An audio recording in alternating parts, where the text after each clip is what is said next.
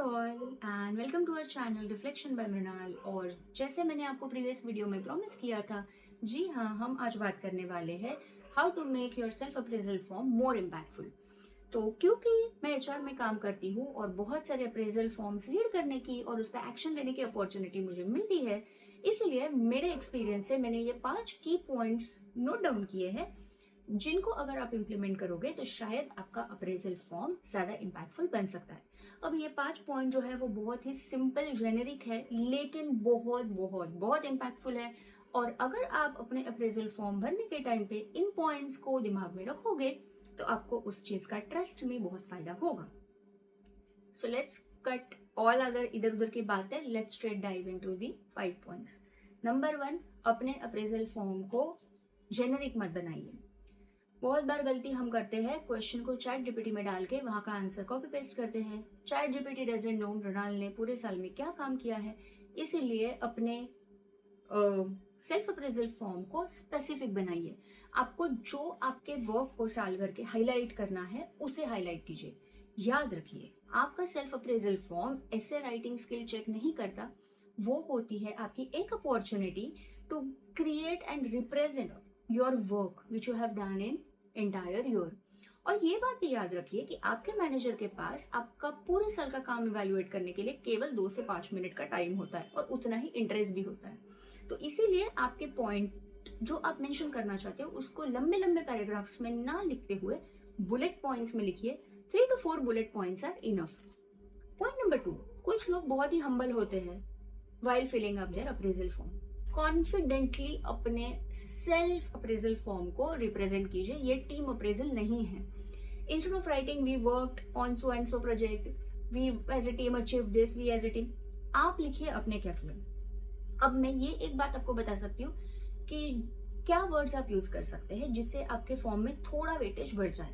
जैसे आपने मान लो लिखा, अगर मैं सेम चीज लिख सकती हूँ कि we worked on onboarding process, I was part of learning and development activities, ये तो जेनरिक हुआ एंड बड़ा हम्बल एंड मॉडेस्ट हुआ।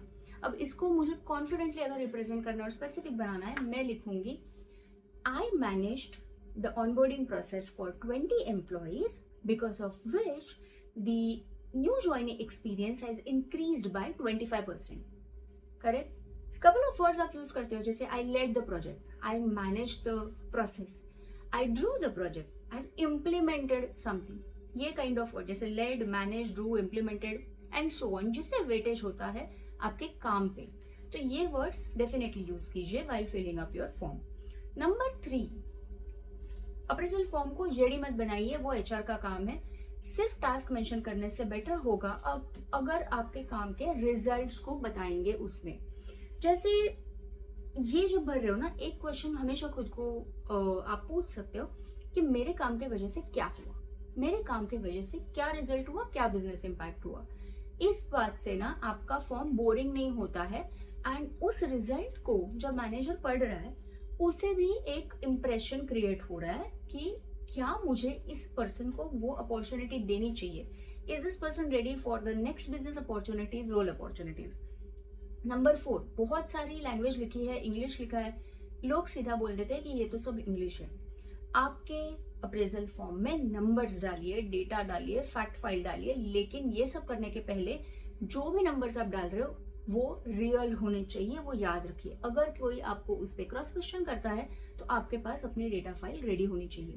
तो क्या नंबर्स दे सकते हो आप? परसेंटेज दे सकते हो in terms of productivity increase, अगर आपके वजह से कस्टमर सेटिस्फैक्शन इंक्रीज हुआ है, कॉस्ट रिडक्शन हुआ है, कॉस्ट सेविंग हुई है, रेवेन्यू बढ़ा है, रिटेंशन बढ़ा है आपके जो भी वर्क है उससे। And number 5, please link your work with the business. Business alignment बहुत इंपॉर्टेंट है हर चीज में। तो जो भी काम आपने किया है उसका बिजनेस इंपैक्ट क्या था, अगर आपने कोई स्किल डेवलप की है उसका बिजनेस इंपैक्ट क्या था, वो हाईलाइट कीजिए। याद रखिए, ये 5 पॉइंट बहुत सिंपल लगते हैं, बहुत ही कैजुअल लगते हैं, लेकिन ये आपकी एक अपॉर्चुनिटी है अपने काम को रिप्रेजेंट करने में। तो मुझे हमेशा से लगता है जितना अच्छा काम करना जरूरी है उतना ही जरूरी है अपने काम को अच्छे वे में रिप्रेजेंट करना। इसका मतलब ये नहीं है कि मैं कह रही हूँ आपको जाके अपने काम का डिंडोरा पीटिए, बट राइट वे में अपने काम को प्रेजेंट भी कीजिए। Choose right words, choose impactful words. Technology का यूज कीजिए, डेफिनेटली कीजिए, Chat GPT, AI tools use कीजिए, लेकिन ह्यूमन फैक्टर ऐड कीजिए while filling up the form. Blindly copy paste मत कीजिए।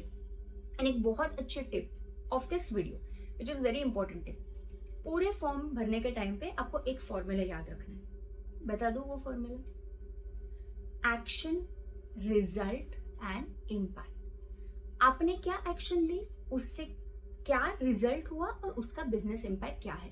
बस ये 3 वर्ड्स को अगर आप अपने दिमाग में रख के अपना अप्रेजल फॉर्म भरेंगे, ट्रस्ट मी, आपके अप्रेजल फॉर्म को बहुत ही ध्यान दे के पढ़ा जाएगा and it will get the credit that you deserve. So that's it about today's video. 3 point या 3 वर्ड्स डेफिनेटली याद रखिए, action, result and impact. And on that note I say good by two you. अगर आपको आज का career reflection अच्छा लगा हो तो वीडियो को लाइक कीजिए, कमेंट कीजिए, शेयर कीजिए एंड चैनल को सब्सक्राइब कीजिए for more such reflections at reflection by Mrinal. Thank you so much once again.